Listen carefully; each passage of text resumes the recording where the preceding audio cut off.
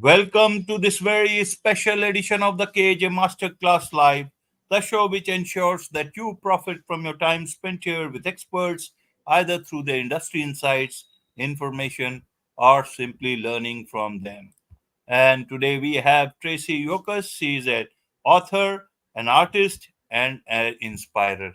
And she is dedicated to supporting women in the journey towards authenticity and fulfills her mission by creating safe spaces where art, words, and vulnerability meet in dynamic uh, community. Welcome to the show, Tracy. Hi, it's so great to be here. Thank you, AJ. You are welcome. Welcome to the show. Welcome to India in this online form. And I'm sure not just in India, but a lot of people across the globe will benefit from what we'll be talking right now. We'll be talking about healing trauma through creativity. But before we understand about this a bit more, let's understand a bit about your healing journey so that people understand who they are listening to. Thank you. Yes. So back in 2012, my mother died unexpectedly. And just a couple weeks after that, my daughter, who was 13 at the time, woke up one morning and she wasn't very hungry. And soon thereafter, it devolved into a diagnosis of mental illness. Up until that point, life had been quote unquote normal, whatever that means. We had been going along, doing our lives. She was the summer before her 8th grade year of school. And so what ensued was a very difficult journey, most of all for her, of course, because she was the one who was suffering from the symptoms of mental illness, but also for my husband and myself. I have her permission to share our story because we're Right. all passionate about destigmatizing conversations around mental illness, mental health, recovery, healing, all of those things. So my book chronicles the front line of the story is chronicling the things that happened, the treatment we tried to facilitate for my daughter, listening to all of the experts that we were talking to about how to help her, which for a very long time actually was not very helpful, sadly. And then I also cut in scenes from my childhood to hopefully illuminate how our own backgrounds as parents and as people can actually impede our ability to be there in the way that we would like for the people we love the most. So that's what I write in the book. And the reason I share it is because I want other women, other moms, other parents, other people to know that they are not alone on this journey. Absolutely, they are not alone in this journey.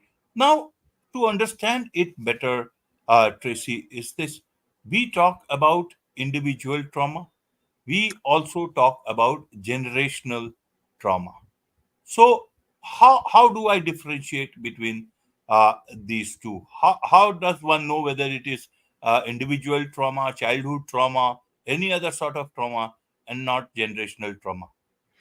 That's a great question. I've never been asked that in exactly that way. And my gut answer to that is that in all likelihood, for many of us, it's both. So our parents' generations and their parents' generations had many experiences that happened to them, and we were not having these kinds of conversations then.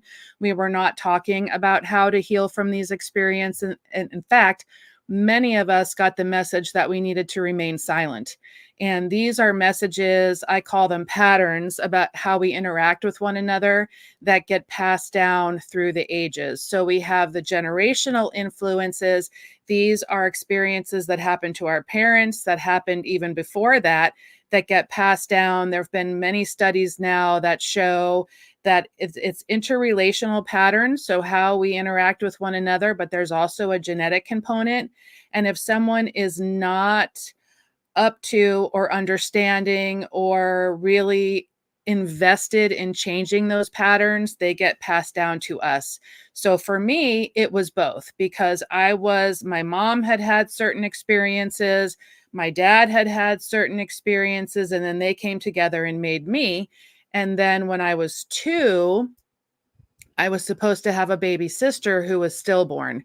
So this was never, ever, ever discussed in my family. It was shrouded in silence.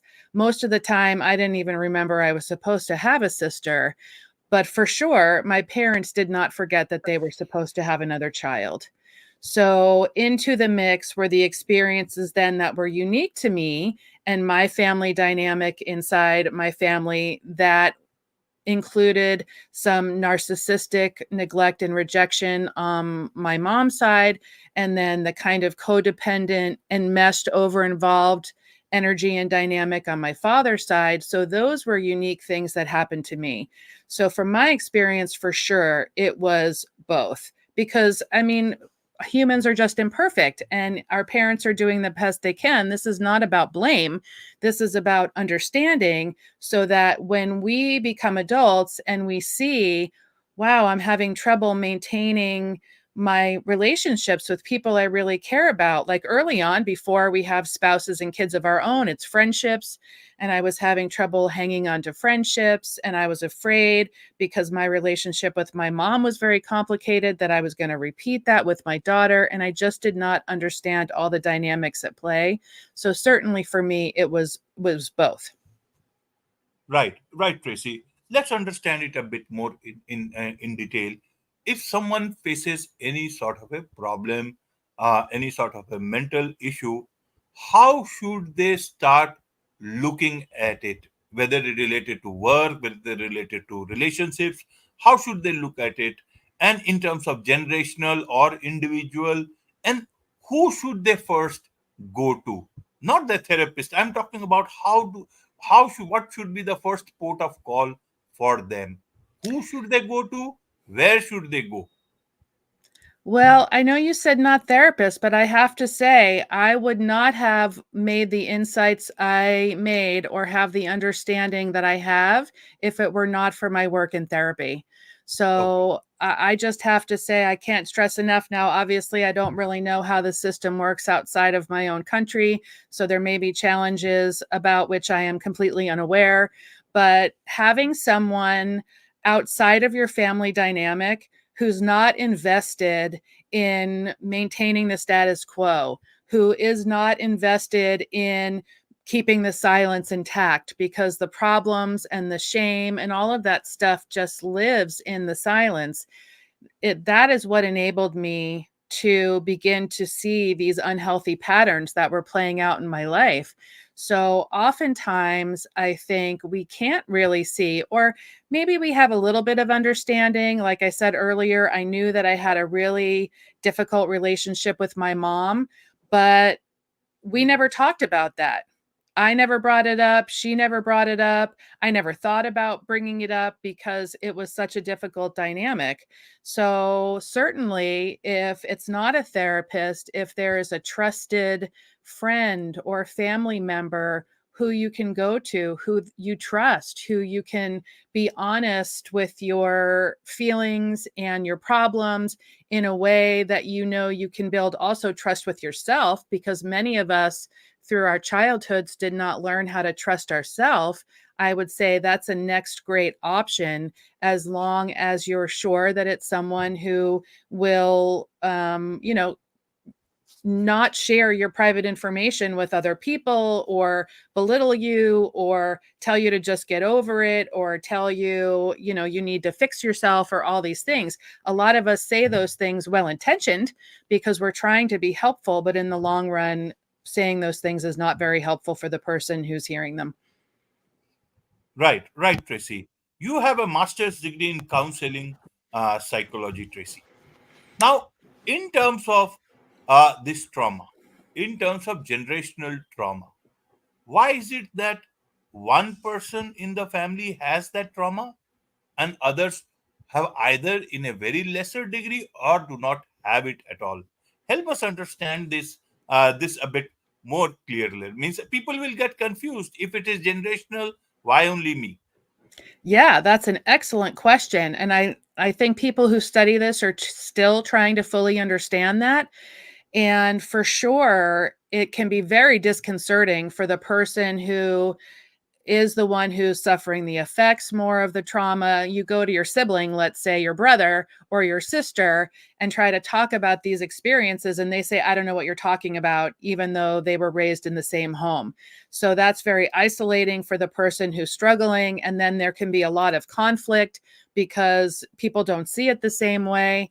So my understanding for it, as someone who has not studied this dynamic specifically in great depth, is that we can be born, again, it's a genetic sensibility or lack of sensibility. So more people have more sensitivity and other people have less. So that is part of it. And also the family dynamics change each time a new child comes into the family. It's not the same family emotionally, energetically. In reality, it's not the same family it was. So each new child changes the dynamic. People change over time. So there are a lot of factors that go into it, but it's a great question because that does happen often, that in one family, everyone will have a different point of view because we're all individual and we do have our own point of view. Right. So, how do we break this generational trauma? If I am suffering from it and I come out of it, does it break the chain? Or is there a bigger thing that needs to be solved here? That's a great question too. So it does break the chain for you and your descendants. It doesn't mean that there won't be other issues that crop up because, again, we're all human. We all have different sensibilities. We all have different experiences. But for sure, when I realized through the journey with my daughter that I actually had no ability, I was trying so hard to help her, to fix the problem, to solve what was going on. And I certainly had responsibility to facilitate the best treatment I could find, but I actually had to understand that I had no control over her or her illness or what her journey was going to look like. So the only person I could control was myself. So that meant I needed to come face to face with my own low self-esteem, the ways that I was raised as a child relationally that were impeding me from being able to be the type of mom and to actually be helpful in the way that would help her. So one more example is anytime my daughter got upset because of the environment I was raised in and not having any ability to deal with my own emotions. So if my daughter got upset, I immediately got upset too. And there was, so much chaos in the house and we're trying to calm things down. And why is this happening? And she's upset and now I'm upset and everybody's upset and it's chaos. Well, me regulating my own emotional system inside of me is my responsibility. So that was one of the very first things I did, was work with my therapist to understand, okay, I can be present for her and I can learn how to remain calm. I can talk to myself and say, as my daughter is getting upset, I'm okay. We're going to be okay. As simple as that sounds for someone who was raised like I was, it's very, very difficult. So to kind of put up a healthy barrier emotionally, a healthy energetic barrier between me and my daughter so that I could still be present for her, but not have my emotional system hijacked when she was upset. That required a lot of practice, but it was something that was very tangibly beneficial in the environment when we started our healing journey. Right, right. And when you were talking to your therapist in this whole difficult journey, did you get a sense of exactly which side of the family will be more prevalent in case of trauma, the maternal side or the paternal side? Because those are two different lines altogether. How does that work? Yeah, that's great. I think, each case is different. So I think for my particular circumstance, it was both. So I had a mother who brought certain things that were very unhealthy to the table because of her own life experiences and the way she was raised, and then her sensibilities. So there was kind of the narcissistic tendencies. And then plus she had, of course, the death of a child, which was not being dealt with. So there was the grief and the mourning and everything that happened on top of that, and her inability to be present for me in the way when I was very young that I needed her to be. And then my father had his own issues that he brought to the table, and the dynamic with my mom, also the father of a child who died, not dealing with that. So I think one has to just look at one's family tree and try to seek out. My family never talked about the past, so it was very hard to know then the things that happened beyond that. But with the information that you do have, look at both sides. It's not usually an either or. I think oftentimes it's, both, because it's two people making us. So you just have to look at your own circumstances and identify the areas where, and again, I want to be very clear. This is not about blame. It's not about pointing fingers. It's about, how do I have enough information that I need to take responsibility for myself and do the work that I need to do to become the healthiest version of me I can. Right, right, Tracy. And now, where does creativity come in? How does it come into the picture in this whole journey as a very important tool? Yeah, Help us understand. yes, thank you. I love this question. So, for almost a year and 2/3, my therapist, because I was in individual therapy for myself, in addition to all the therapy we were getting as a family and all the other things. But Right, my therapist was asking me, how can you take care of yourself? What can you do to take care of yourself? And for the longest time, I was outraged, because why are you asking me to do this? My daughter is ill. I'm trying to help her. I'm right, sacrificing my time. I'm taking her to a, I'm doing everything I'm supposed to do as a mom. I don't have time to take care of myself. So it took a very long time for me to understand. First of all, she was asking me to do what I wanted my daughter to do, which was to take better care of herself. I can completely miss that point. But then to also see that self-care is actually a service we do for ourselves in right. order to be able to take care of the people we love the most. So after a year and 2/3, I finally realized, when I hit my own emotional rock bottom and realized that the only person I could take care of and control was myself in the way that she was meaning, I had to get quiet and go, what would that look like? Like, if I were willing to take care of myself, which we should all hopefully be willing to do because it's so important, what do I want to do? And so that's where creativity for me came back into play. I had been a very creative child. My father was extremely creative, and I had lopped that part of me off when I grew up because I wasn't good enough at it to do it for a living. I couldn't make money at it, so therefore it was a waste of time. And what I have since learned is that creativity is an inherent human trait, and it brings us joy and fun and connection. So, in the act of returning to a creative process, I was honoring my own self, giving myself space to explore in my journal, making art, explore my worth as a person, explore my low self esteem, explore what it meant to set boundaries. And as I was working through all of this, I didn't know at first, but doing this was helping me process my emotions. It was helping me witness my emotions. It was helping me hear, particularly, I think almost all of us have that inner critic, that mean voice that tells us what we do isn't good enough. And making art really made that voice very obvious to me. So I would be working and making something, and I would start criticizing it. This is ugly. This is stupid. Why am I doing this?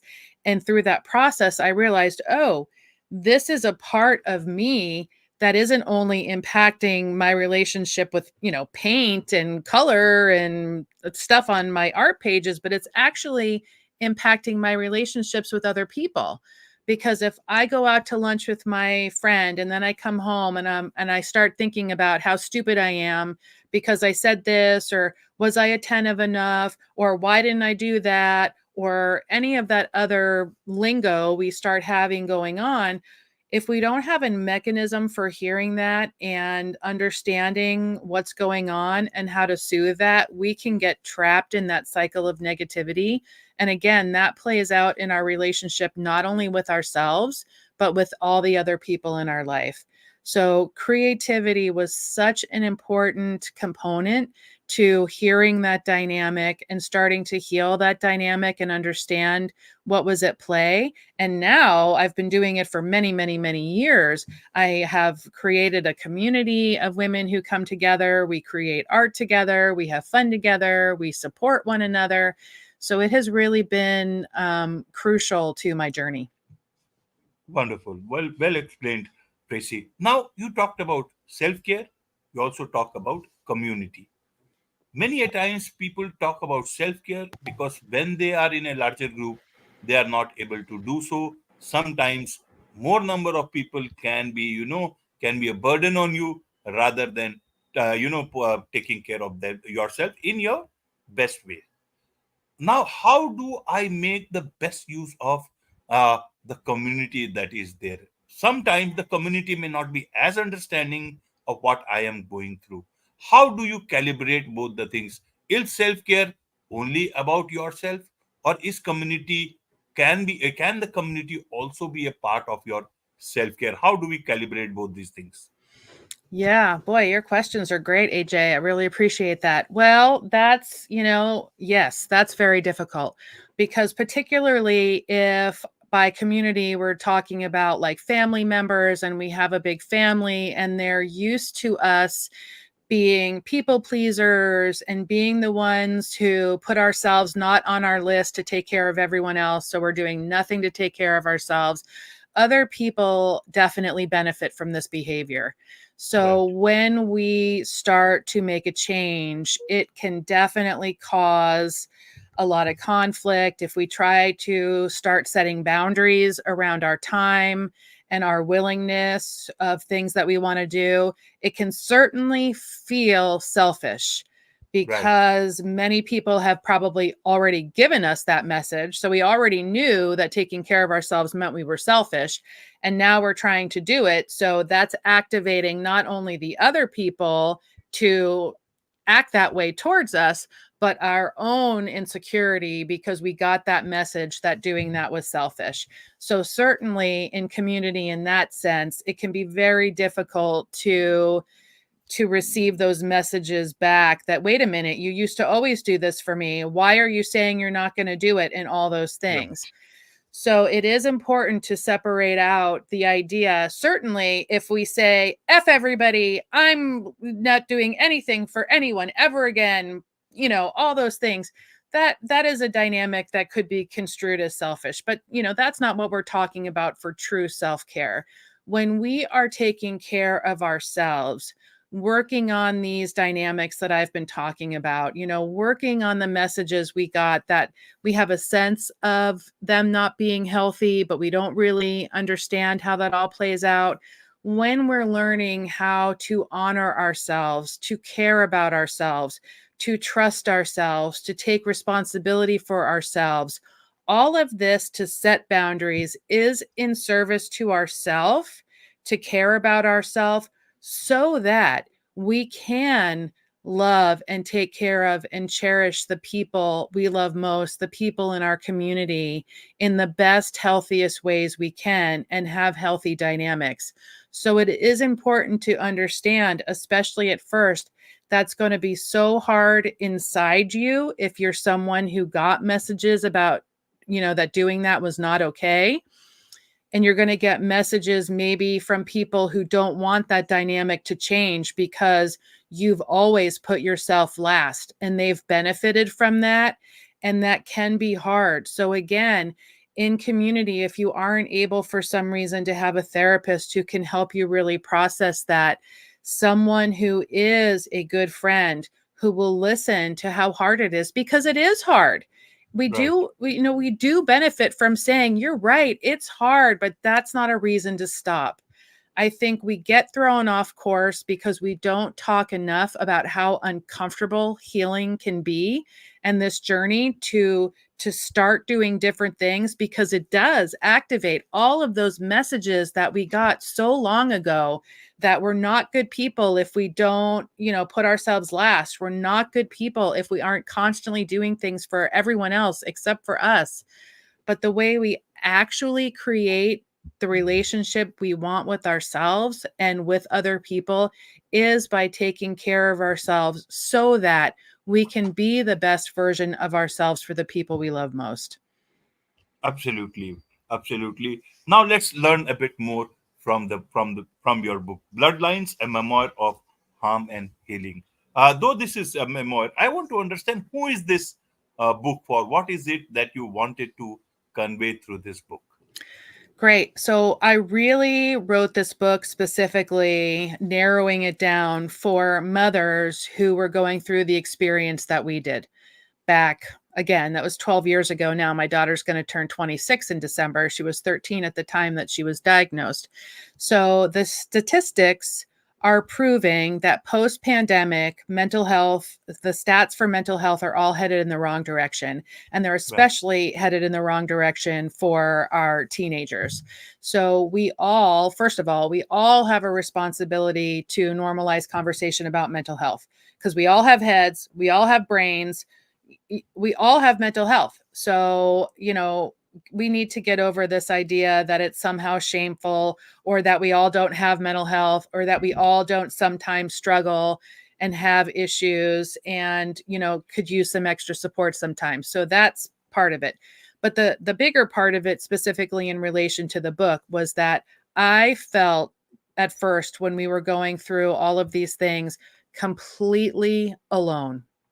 Like no one on the planet could understand the suffering that we were experiencing, what was happening to my family, what I was witnessing happen to my daughter, what she was going through. I just thought no one could understand.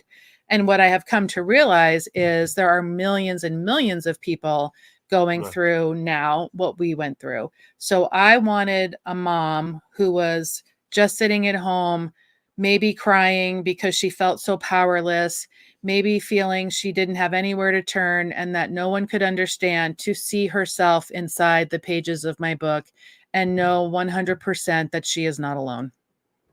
She is not alone. So, what can they find inside the book?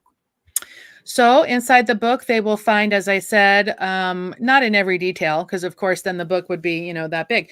But Right. I certainly chronicle the steps we took for my daughter through therapy and treatment, and the things that happened in response to the treatment that she was getting, and things that didn't really work, and then we had to escalate treatment because that's what we were being told to do. And so there are many touch points that I chronicle inside the book that show both the positive and, let's just be honest, negative of dealing with the medical and mental health system in the state of affairs we have today.